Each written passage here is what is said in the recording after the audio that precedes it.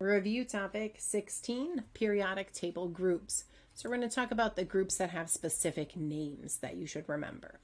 So group 1, alkali metals, most reactive metals, aren't even found as pure elements in nature, only found as compounds. And then we have alkaline earth metals, a little bit less reactive, but again, mostly found in compounds only. And then we have halogens. They're the most active non-metals. They're group 17.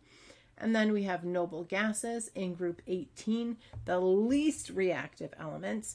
They have a full set of valence electrons.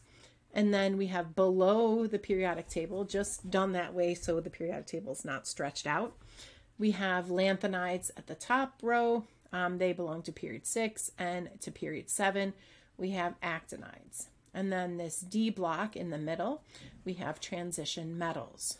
Okay, so groups 1 and 2 and 13 through 18 are considered the main group elements because they all have the same number of valence electrons. And remember, the number of valence electrons determines properties. So these elements share properties.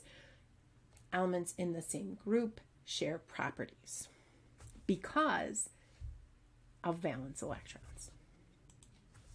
And that's it, periodic table groups.